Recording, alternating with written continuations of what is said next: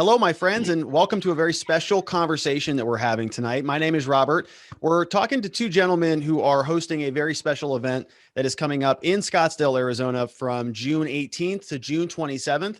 It's called Scottsdalebeachfest. I've actually been to this, helped create it or set some of it up. I've played in it. It's a lot of fun, and I'm excited to talk to these two gentlemen about what it is and how it came to be and what you can expect if you want to come and attend. And so I want to welcome Tom Witt, who's here, and Mr. Mike Hawkins. Hello, gentlemen. Hi, Rob. Thanks for hosting us tonight. Really appreciate it. My pleasure. Yeah, my pleasure. Looking forward to speaking with you guys. Now, this is a lot of fun. So Scottsdalebeachfest, can you just give me a general overview on what is involved? What can people expect when they're going to this Beach Fest event? Where is it? Just a high level overview. Sure. Mike, you want to go first? No, go ahead, Tom. Take it. So Mike and I approached the city of Scottsdale about 5 years ago and said, hey, you got this big, beautiful arena called Westworld of Scottsdale. It's been they've been building it for 40 years, and it has about 50 horse events, horse rodeos. You might have heard Barrett Jackson as well, a car auction, the Arabian Horse Show, the Mexican Rodeo, another Arabian Horse Show. It's a wonderful facility, and they have a pile of sand in the back that we've been looking at. We said, hey, before you mix that in with the Scottsdale clay to make topsoil for your rodeo events, or for Barrett Jackson, or for the off-road event. I think there's a good guys show this weekend. Can we play volleyball in it? We noticed it's clean, it's washed, it's triple washed USGA bunker sand, also now known as NCAA Division I volleyball sand. And they literally have a mountain of it back there. And so they said, yeah, let's give that a shot. We started that 2 years ago. 2019, we threw 6 courts together. It worked great. It seemed to resonate with the locals. Last year, we said, you know what, let's try to expand that. So we went from 6 courts to 12 courts.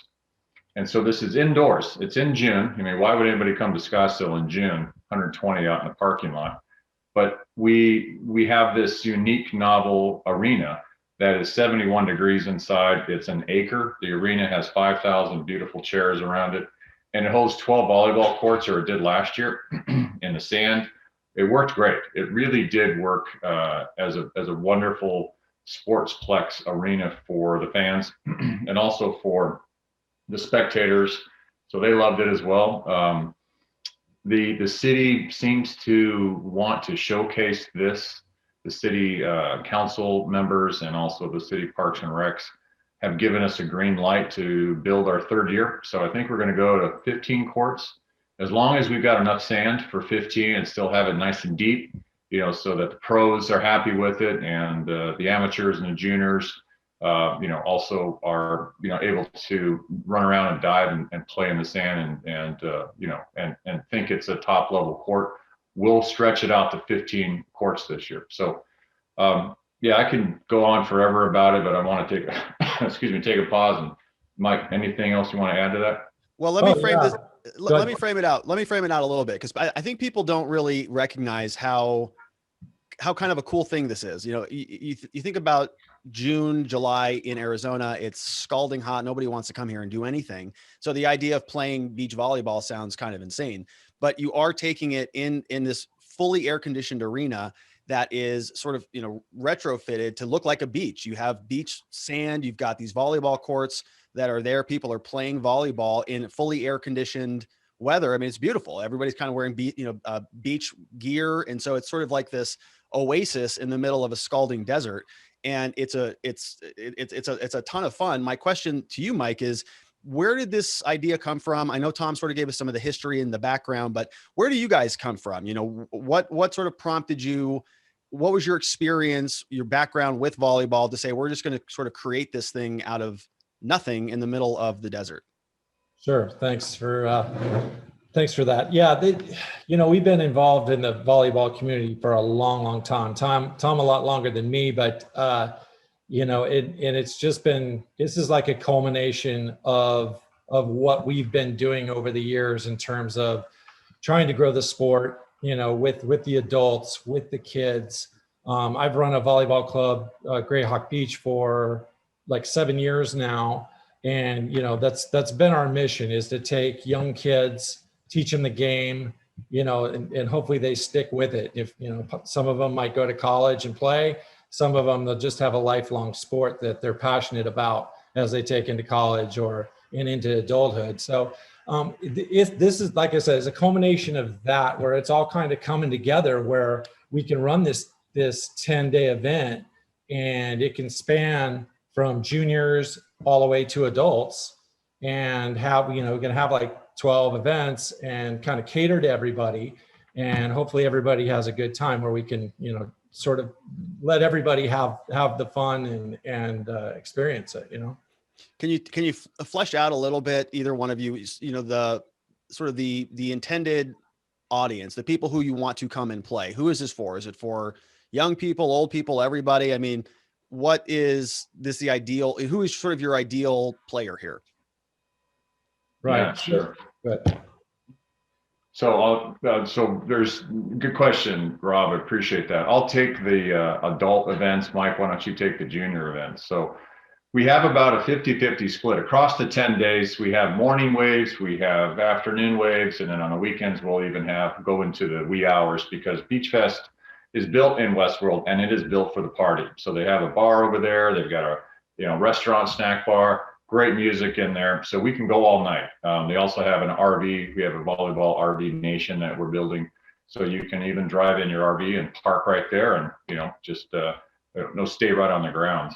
The adult events start at a low level. They start at a B level, A level, and we go all the way up to pros. Last year we had pros come in that are in the top 20 of the AVP tour.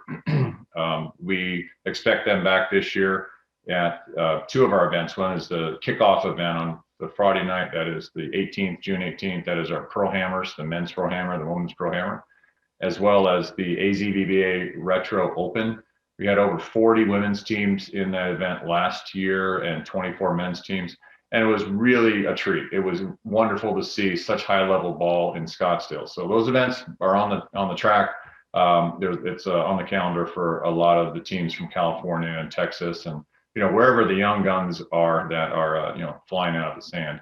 And then in the middle of that, we honor a couple of our friends that have gone to their reward. One is Dave Oliver. We do the Dave Oliver Dinosaur. That's our last day. I think that's the 28th. We've added this year Wyatt Rower, a wonderful friend of ours that passed away a few months ago, and great guy, you know, really, really wonderful man. So we've honored him by naming our Masters event the Wyatt Rower Rodeo Masters, because he was a really good country western dancer, and, you know, just a wonderful guy. So you know, there's some co-ed in there as well. There's some King of the Beach formats in there, and that's about half of the events. And the other half, we're really excited to see how many juniors are getting good in Arizona and other teams that are traveling in for Beach Fest. So Mike's got, you know, some events to talk about there that are specific for the girls and the boys. Right. Thanks, Tom. So yeah, in the middle of the event, it's kind of, our event is bookended by 2 weekends. In the very middle of the event, we have, there's a 3-day stretch where we call it Club versus Club, which is an emulation of the high school and the college game where pairs play each other. This is all mostly doubles beach volleyball. Our whole event is almost all exclusively doubles beach volleyball this year. So the pairs play each other, but they play it in a club or a team format. So you got 3 courts going, you got 3 pairs from one club, 3 pairs from another club, and they all play each other at the same time. And the best 2 out of 3 wins that duel, what they call. And so that then becomes basically the equivalent of a game in pool play. And you do that as a club. And so we did this last year. We had a number of teams sign up. We probably had 8 in one division, 16 in another. And these are squads. These are, I think it was like 198 kids were playing in this last year. And so we're doing that again. We hope to grow it. More clubs are bringing more squads this year.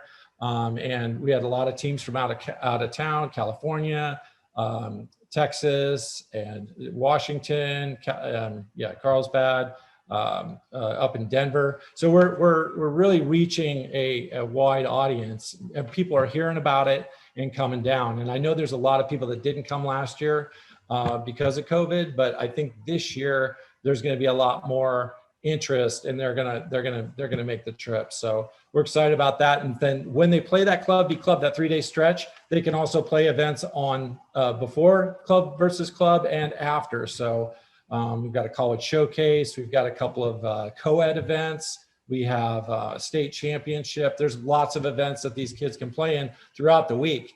And of course, in Scottsdale, the parents can hang out and eat a burger and chat with other parents, or if they're not playing, they can go to iFly or Odyssey or Top Golf or whatever they want to do. So it is good to be indoors in June, as you all know, but this is a great place to be in June. So we're excited to have it.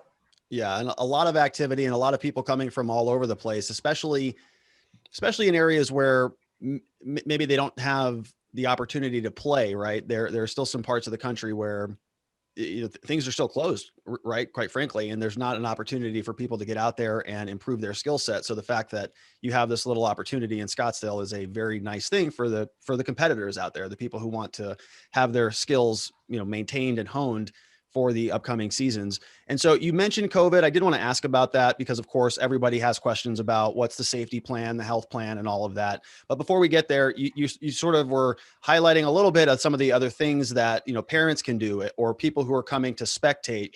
And I know that when I went last year, we brought our firm. We had cornhole. We had a lot of other things that were kind of going on. Vendors were around, and there's a lot of activity going on. Can you kind of speak to the rest of the environment? Is that going to be happening this year also? Yeah, we will have the social aspect of the tournament in the breezeway above the arena, above the box seats. With an eye on the total attendance, so that we can maintain the distance, the social distancing and the masks that are needed to be. We still have a mandatory mask if you are not playing. If you're in the sand, the city of Scottsdale has been very cool about letting the masks come off when you're in the sand, participating. If you're coaching the sand, you still need to wear a mask, but it's nice to have so the kids can play and the adults can play and they don't have to have a mask on. Yes, and then the activities we have pitched to the city for the for the breezeway for the adults. We can do those because the density in there, that place can hold 5,000. We'll probably have no more than 400 or 500 people in there at any one time. It's an enormous facility. So with that, we have box seats that are alternatingly closed so that families can cluster and still have the spacing away from other people from other parts of the country. So yeah, we plan to have some corporate events in there. We're going to have a VIP section where we're going to invite the club directors and the coaches and the college coaches that might be coming in for recruiting. Also the corporate sponsors. We've got Lowe's that just signed up again today. Pioneer Landscaping has signed up. So the corporate sponsors that we had last year, Rob R&R Law, you guys were wonderful. Thank you very much for your sponsorship last year. Yes, those events will also be available, and a lot of fun. One other thing too about the juniors, to add to what Mike said, is that there's a group of old guys like me that played volleyball back when we were younger, and there's not as many young boys coming into it. The juniors are dominated by the girls because of the high school and the college programs that have started up in the last 10 years. We're going to do a specific boys bracket this year, and we don't care if it's just 2 teams that show up, 4 boys, we're going to run it. We probably have 50, 60 boys that really have caught the bug of beach volleyball, around the city. So we really want to pour gas on that for those boys to come out and really enjoy the sport at a high level tournament, right here in Scottsdale. So it's another, juniors event that you don't see yet on volleyballlife.com, which is our tournament engine that we're using. You go to Scottsdalebeachfest and then you can link over to our registration page and we'll put that tournament up here in short order for the boys as well. So yeah, come on out, kids and adults, corporate teams that want to, have a nice mixture, a nice team building activity. We've got a menu of things that we can put together for you.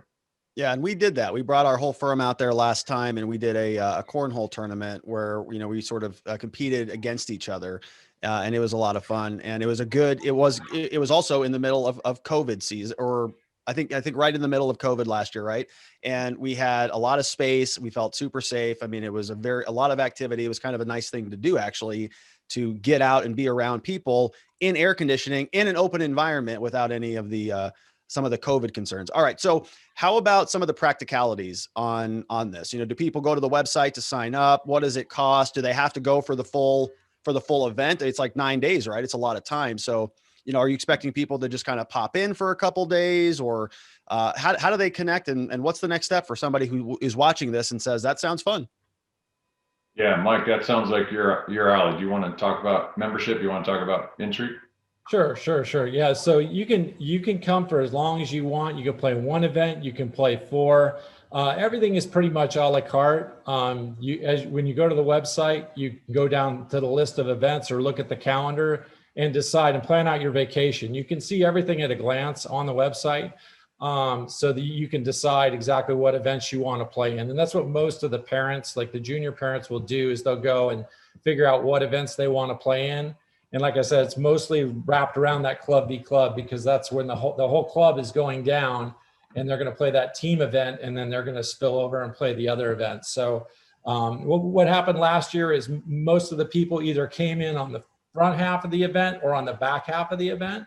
So it was like a kind of little mini vacation that was overlapped by a weekend, and that worked out pretty well. So it's really up to the individual what they want to do. The adult events, depending on whether you're playing a Masters event or a Dinosaur, you might just come in for that weekend and play that.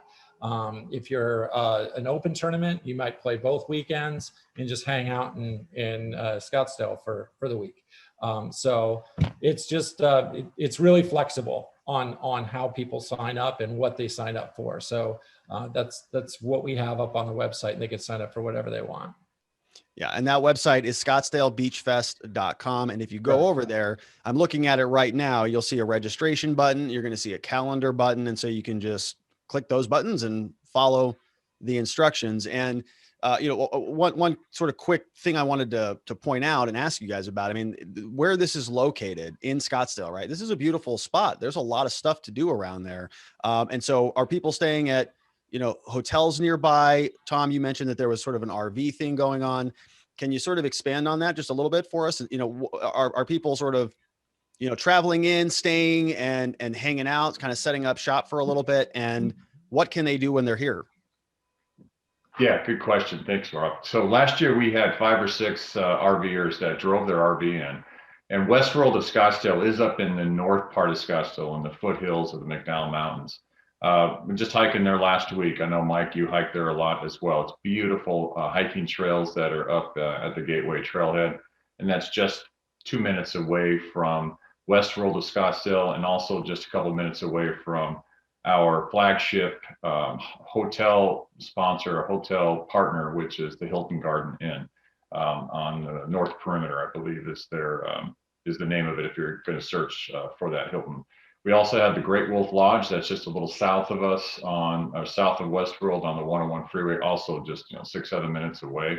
If you want the full indoor splash water park experience, those guys have been fantastic partners of ours, and that's good for the whole family. Like Mike says, some people stayed in for 5 or 6 different tournaments, 6 or 7 days.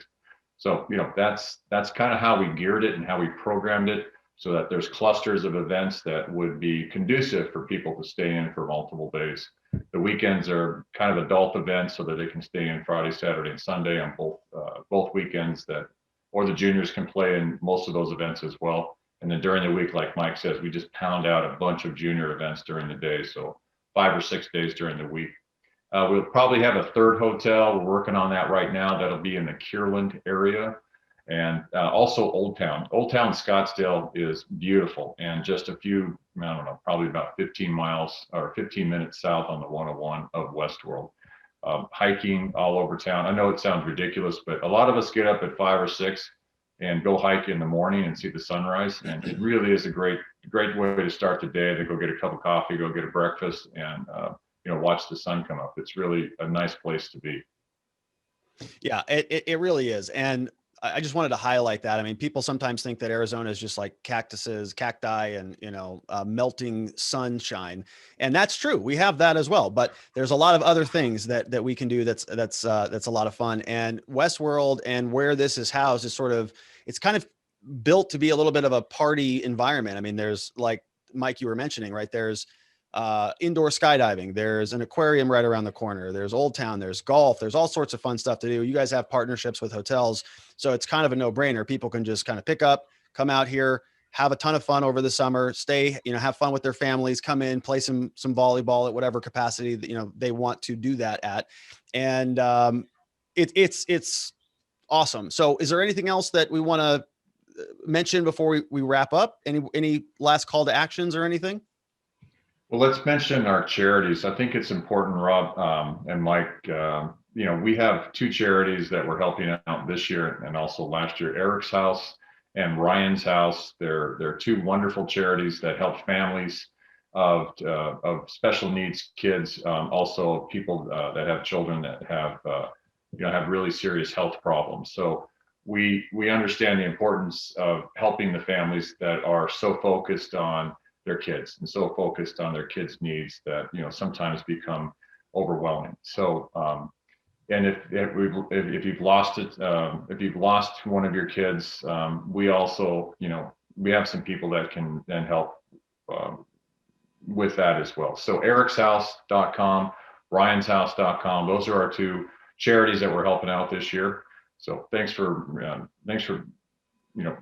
helping out last year, and we're excited to help them out again this year. Yeah. Go ahead, Mike.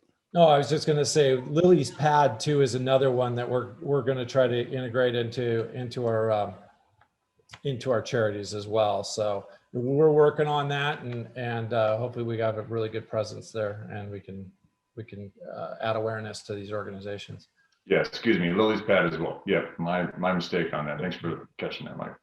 Yeah, and I know both of you, I've worked with you for years now. I mean, you guys are both extremely charitable with your time and with your efforts. So it's very much appreciated. And what you're doing by building this, you're building a community, and you're helping other people, connect with one another and improve their skills. And it's an admirable thing that you're doing. And it's such a fun thing too, because you're transforming a horse arena into a beach. And it's kind of a bizarre thing to see happen. Last question, who's on the build team?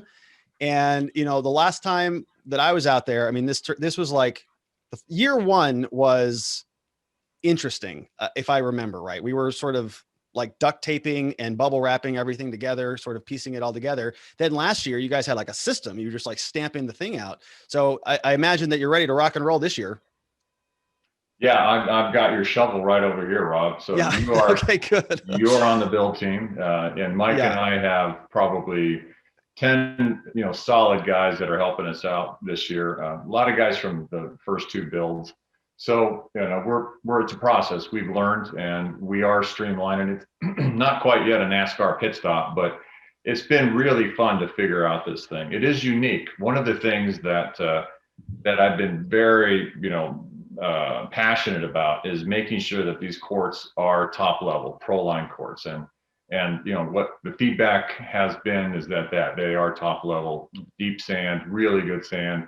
We work with timbers. We use the 12-foot timbers that play a little bit different than the aluminum.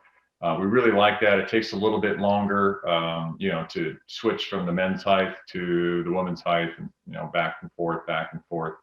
But it's worth it. It really is worth it. So yeah, we've probably got 10 or 12 guys that are on the build team, and if you want a free hoodie and a free shirt and really have a fun time building these courts, we're going to start that on Wednesday, June 16th. So we'll put a shovel in your hand and put you to work if you want to be a part of the team. So also we have a teardown team. There's about 4 or 5 guys that I can't tell you how nice it is after building it and running it for 10 days.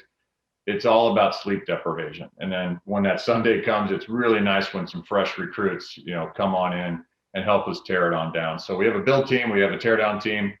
And I think, this year we'll probably be able to make 15 courts. So 6 courts the first year, 12 courts last year, 15 this year. So yeah, we're growing, and we could use the help if you're interested and you want to be a part of it. It is a fun team. Yeah, I appreciate you volunteering me to help. Happy to come and lend a hand. I know that I got certified on building a lot of different volleyball aspects. And it is fun. It is, it's kind of a good time to get out there and kind of, give each other some grief as you're slinging around timbers and shoveling sand. So very good, gentlemen. Well, so lastly, leave them with next steps, what to do next. Go to the website, call, send an email. What should people be doing? Yeah, go to the website, check it out. If you do have any questions, there's contact information at the lower right. There's a phone number you can text or you can email. We'll get right back to you and answer anything that you need answered. It's pretty self-explanatory though. And I think most of the parents that came like last year and the year before, they kind of understand what it's all about. Yeah, just check it out and hope to see everybody out there in June. All right. So the website is Scottsdalebeachfest.com. It's going to be taking place in Scottsdale, Arizona from June 18th to June 27th. So go to the website. You're going to see a registration button. You're going to see a calendar button, and you're going to get to go play some volleyball in Arizona in the middle of the summer. It's an amazing thing. So thank you, Mike. Thank you, Tom. Gentlemen, have a tremendous event. I'll see you there.